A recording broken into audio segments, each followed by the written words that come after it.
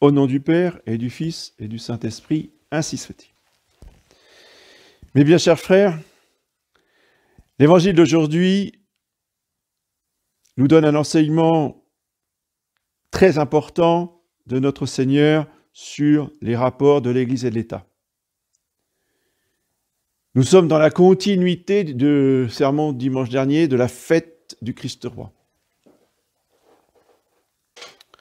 Et nous allons voir un autre aspect de cette royauté sociale de notre Seigneur Jésus-Christ. À partir de cette phrase toute simple, mais tellement dévoyée et détournée de son sens. Rendez à César ce qui est à César, à Dieu ce qui est à Dieu. Je pense que on n'a jamais entendu autant de citations de l'Évangile que par cette phrase dans l'Assemblée nationale et sur tous les plateaux de télévision.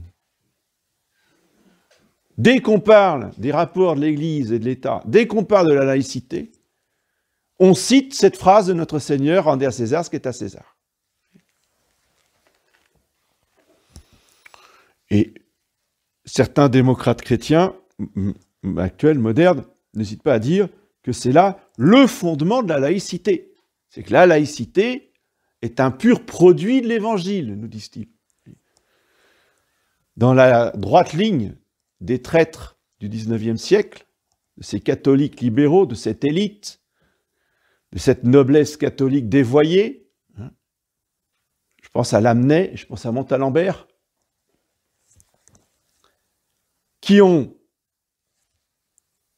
inventé un slogan fondé sur cette parole du Seigneur Jésus, l'État libre, l'Église libre dans l'État libre. C'était le grand principe des catholiques libéraux. Ce que les défenseurs de Pie IX et de la doctrine catholique, qu'on a appelé les anti-libéraux, les anti-libéraux c'était pour les distinguer des autres, mais c'était tout simplement des catholiques, les vrais, leur ont répondu, oui, vous voulez le renard libre dans le poulailler libre. Vous voyez, vous avez l'image. Et c'est exactement ce qui s'est passé.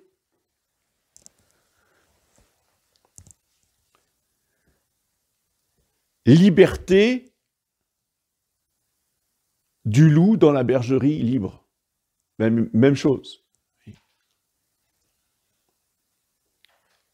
Qui a libéré la bergerie?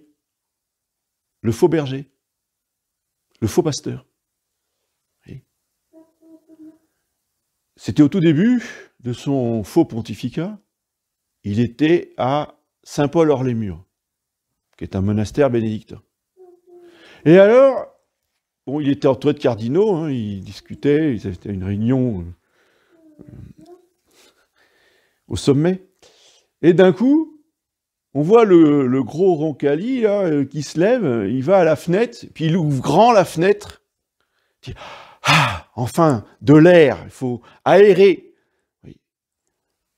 Et c'est ce qu'il va falloir faire dans l'Église, il va falloir aérer cette Église qui sent le renfermer. C'est pour ça que nous allons faire le Concile Vatican II. C'est textuellement retranscrit dans les biographes de Roncalli. Quelque chose qui a marqué les esprits, pour vous dire.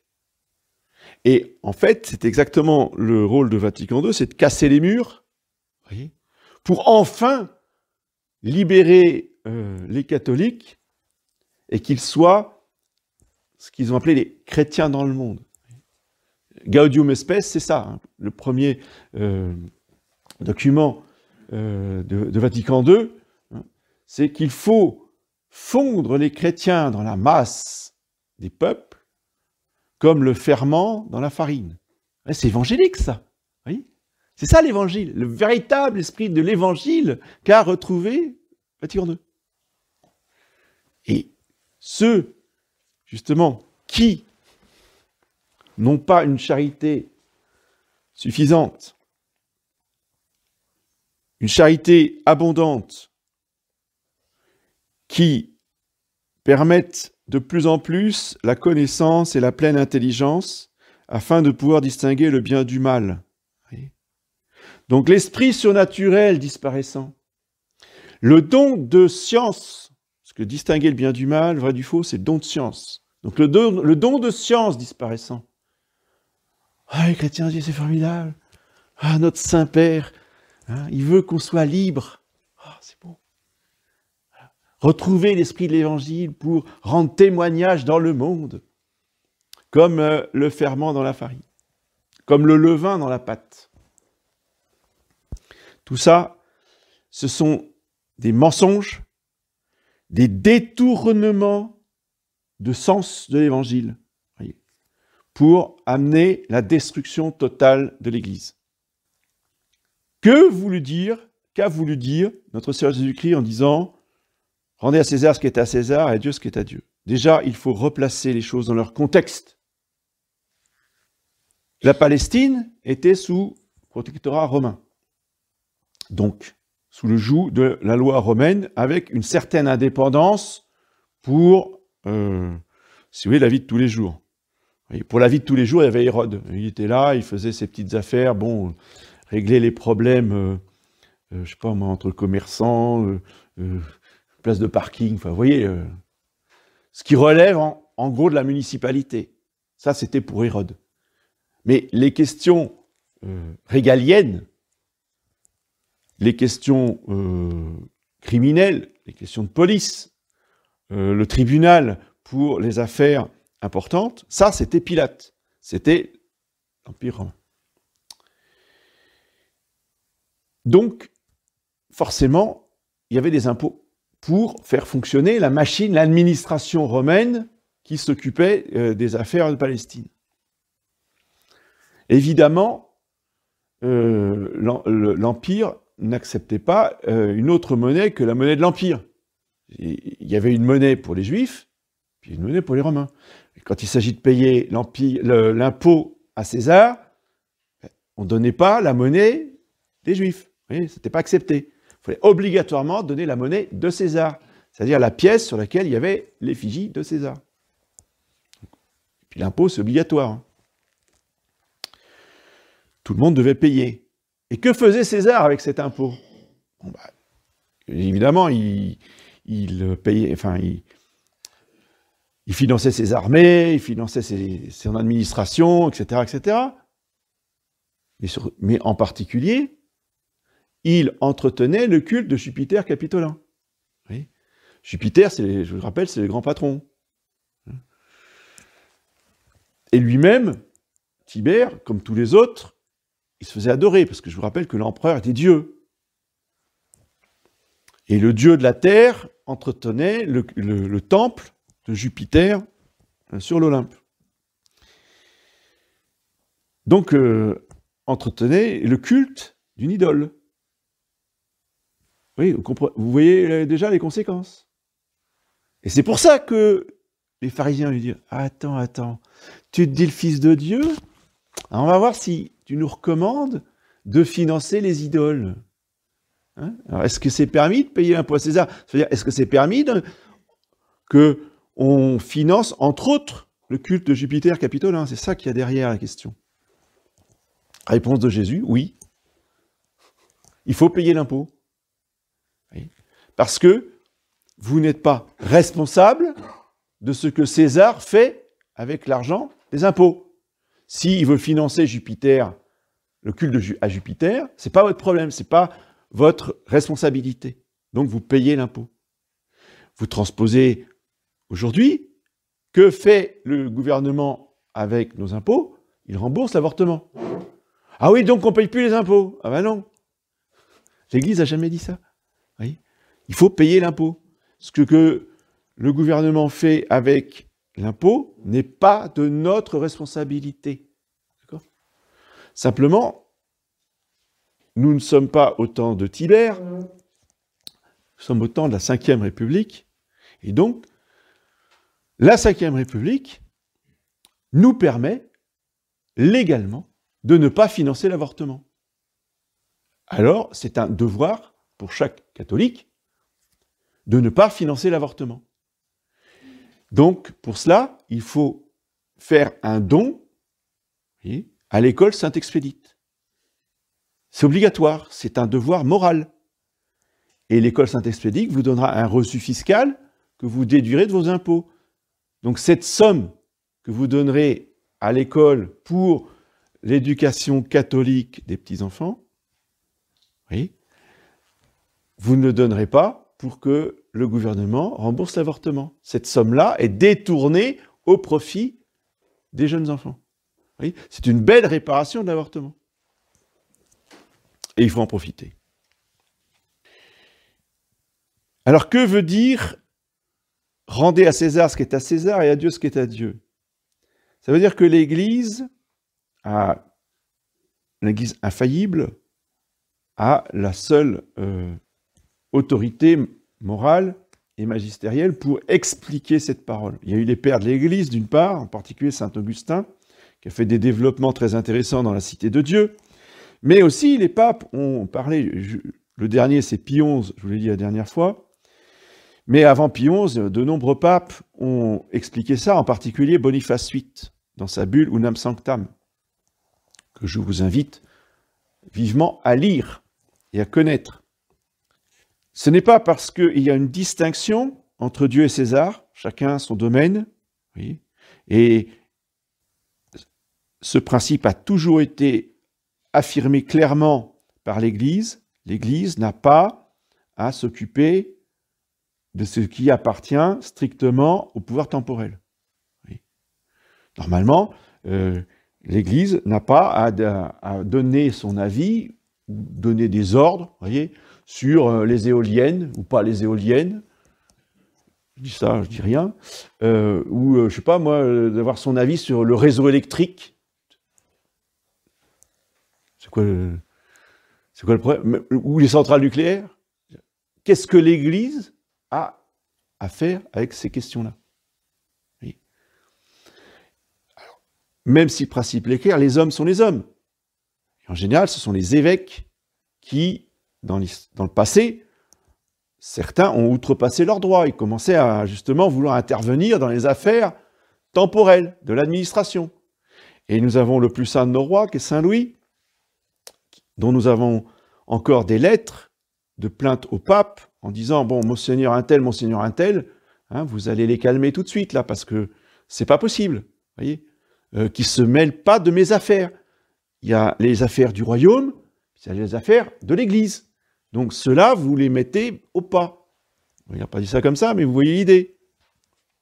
Parce qu'il y a toujours des prélats qui veulent tout régenter. Bon, ça a toujours existé. Mais au moins, les principes étaient bien définis, chacun dans son domaine.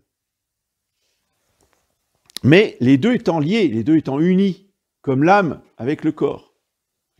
Mais unis mais distincts.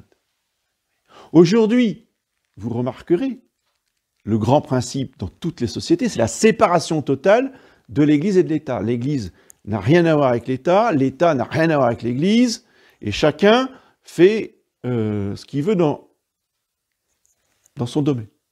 Ça, c'est la théorie libérale, progressiste, révolutionnaire. Concrètement, comment ils font? Eh bien, Bergoglio nous fait une encyclique entière sur l'écologie, l'économie verte, etc., etc. Vous voyez? Mais qu'est-ce qui va se mêler d'écologie et d'électricité propre? Vous voyez? Est-ce que c'est le rôle d'un pape, ça? Évidemment non. Donc, en fait, l'ennemi est toujours dans la confusion du temporel et du spirituel. Les païens sont toujours dans la confusion du temporel et du spirituel. Il n'y a que l'Église catholique qui respecte, non pas la séparation, mais qui respecte les domaines de chacun. C'est très important. Toutes les sociétés païennes, le chef de l'État était un dieu, ou au minimum un dieu et un prêtre, y compris les Gaulois. Je vous rappelle que la société gauloise, nos ancêtres, était dirigée par les druides. Ça, on ne vous le dit pas. Vous voyez, on a tous l'image, c'est Abraracoussix qui est le chef du village, non? Ah non, ça c'est l'erreur, le mensonge. le chef temporel de la société gauloise, c'était le druide. Mais le druide, il était tout. Il était médecin, il était savant, il était astrologue, député, maire. C'était le chef du temporel et du spirituel.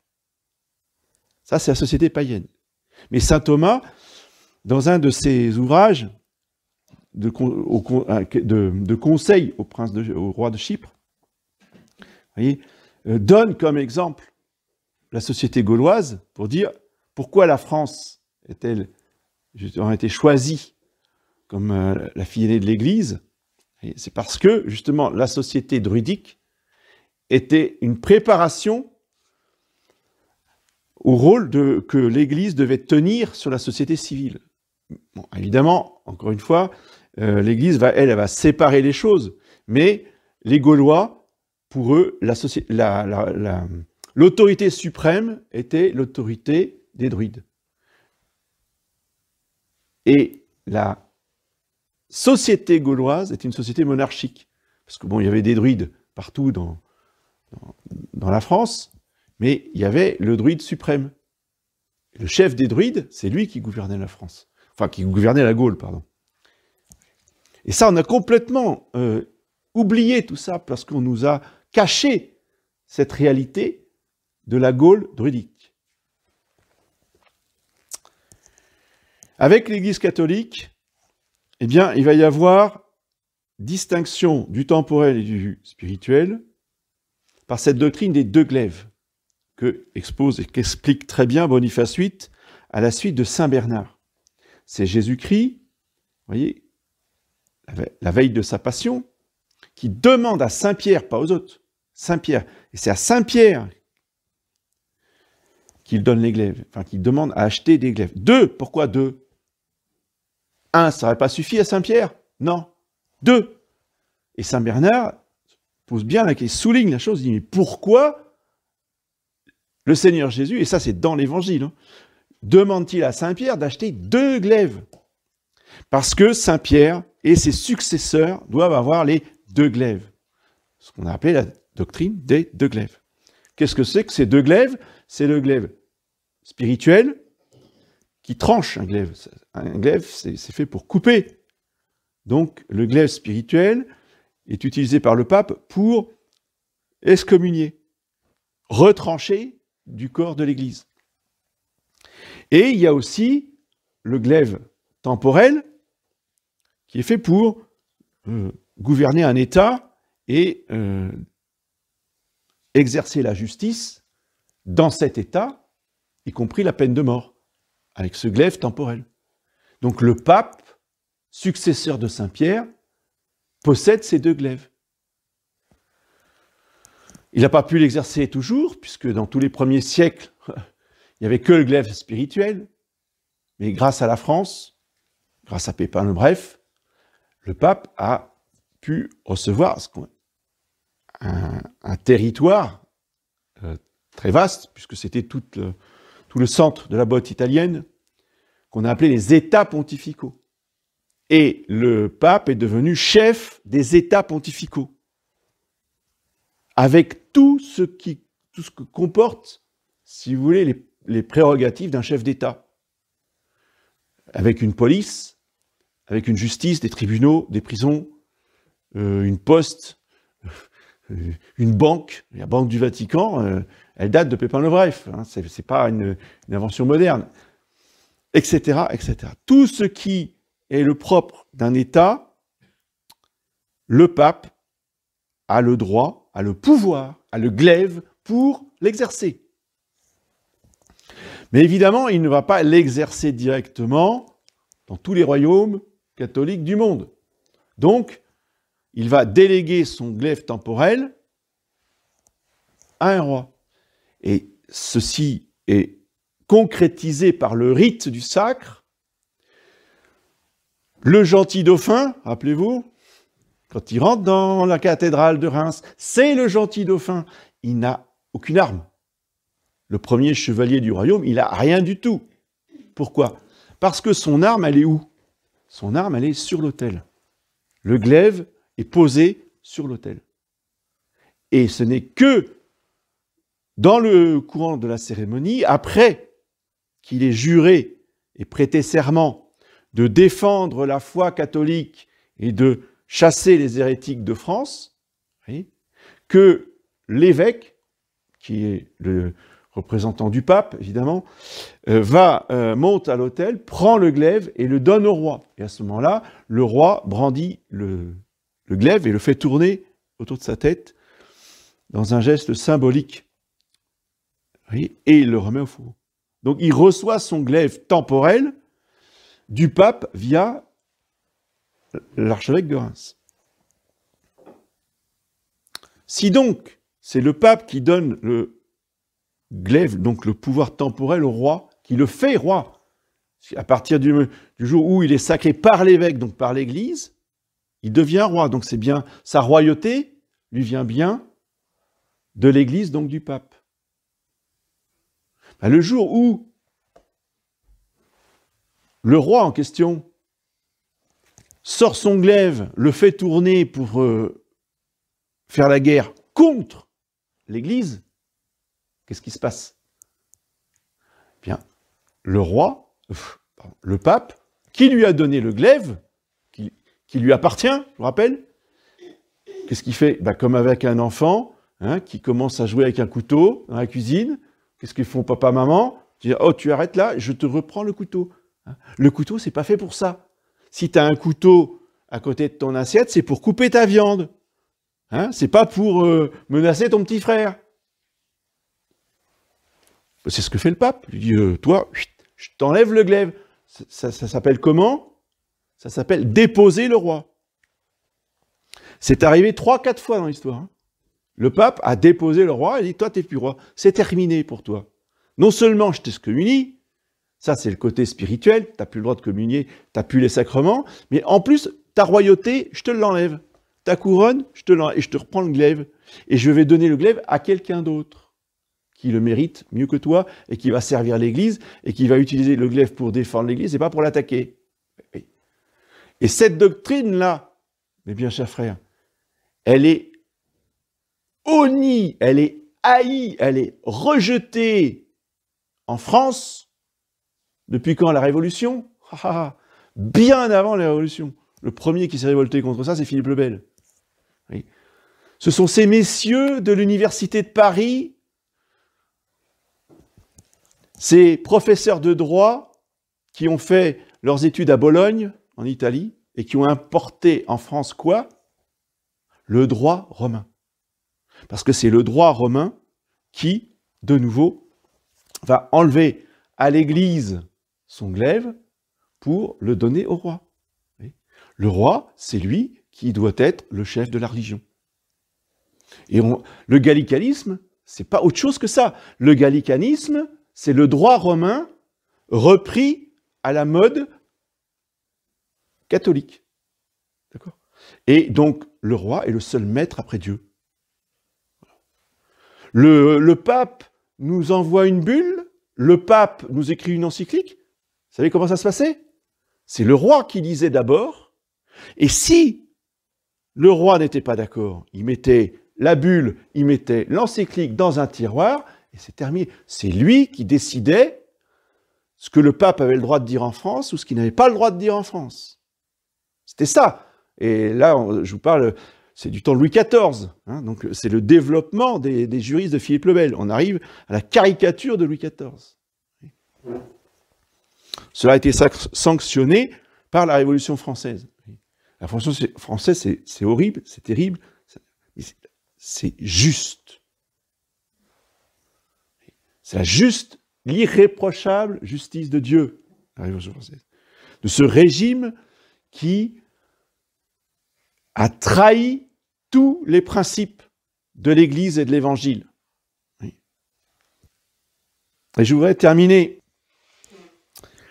par un aspect qui nous concerne en ce mois de novembre, par rapport à cette royauté de notre Seigneur, qui doit donc régner dans tous les domaines, mais de manière, oui, subordonnée à l'Église. Vous avez compris. Ce n'est pas à égalité, 50-50? Non, non. Saint Pie X, dans son encyclique Vehementanos, qui justement va condamner la séparation de l'Église et de l'État, rappelle que entre l'Église et l'État, c'est une union semblable à celle du corps et de l'âme. Nous sommes un, notre âme est indissociable de notre corps, hein, il n'est pas question d'équiparer, si vous voulez, les choses spirituelles avec les choses que nous faisons de manière corporelle. Chaque chose dans son domaine. Et il n'empêche que les deux sont unis. Mais l'âme est au-dessus du corps, le corps est subordonné à l'âme. De même pour l'Église et l'État est subordonné à l'Église. Il est normal donc que l'Église, si vous voulez, soit présente dans tous les corps de métier et dans tous les corps administratifs de l'État. Je vous ai parlé dimanche dernier, on a parlé de la justice, de l'armée, que la religion doit être présente là. Et il faut rappeler quelque chose de très important, parce que on s'est tellement habitué à la situation actuelle qu'on ne sait plus comment c'était autrefois. Mais notre situation actuelle est totalement anormale. Je veux parler des cimetières. Il faut savoir qu'au XIXe siècle, il y a une bataille absolument gigantesque entre l'Église et l'État pour les cimetières. Alors, on a retenu la bataille pour l'école libre, enfin pour l'école catholique, disons, la liberté de l'école catholique. Hein. Mais il y avait aussi la question des cimetières. Normalement, un cimetière, c'est une terre sacrée, comme une église. C'est l'évêque ça ne peut pas être un prêtre, c'est pas le curé. C'est l'évêque qui se déplace pour bénir la terre du cimetière. Il y a une consécration spéciale avec la grande croix qui est au milieu du cimetière, qui est aussi bénite par l'évêque, hein, et donc ne peut être enterré dans ce cimetière que des catholiques. Il est absolument impossible à des protestants, à des musulmans ou à des francs-maçons d'être enterrés dans un cimetière où l'évêque a béni la terre. Alors évidemment, la République maçonnique s'est battue contre ça en voulant imposer à l'Église, justement, de mélanger les catholiques et tous les autres. Il y a eu une bataille très importante, malheureusement, qui, comme pour l'école, a été perdue par l'Église. C'est les francs-maçons qui ont gagné la chose. En allant beaucoup plus loin, en faisant des campagnes publicitaires pour inciter le plus de gens possible à ne pas être enterrés, mais à faire la crémation. Donc, la crémation des corps est une campagne agressive de la franc-maçonnerie au XIXe. Vous voyez aujourd'hui maintenant, dans tous les moindres petits villages comme Bourbriac, vous avez un crématorium. C'est répandu absolument partout. Et c'est pas pour ça qu'il faut l'accepter, il ne faut pas pour ça qu'il faut considérer que c'est des choses normales. Ces crématoriums doivent disparaître. Vous voyez, on doit retrouver dans une chrétienté, vous voyez, le sens du cimetière catholique, béni par l'évêque. Alors aujourd'hui, dans cette situation, l'Église, pour rester fidèle à ses principes et en même temps continuer d'enterrer ses morts dans une terre bénie, impose à ses prêtres de bénir chaque tombe en particulier, voyez, pour que nos défunts ne soient pas enterrés dans une terre non bénite. On ne peut pas être enterré dans une terre non bénite. Donc on bénit juste la tombe. Ce qui fait que la tombe d'à côté, c'est peut-être un franc-maçon. Vous voyez, ça, c'est le malheur des temps qui veut ça. Mais au moins que nos morts soient enterrés dans une terre bénie. Donc d'où l'importance de faire venir le prêtre au cimetière pour qu'il bénisse la tombe. Et n'hésitez pas à aller lire ces prières, très importantes.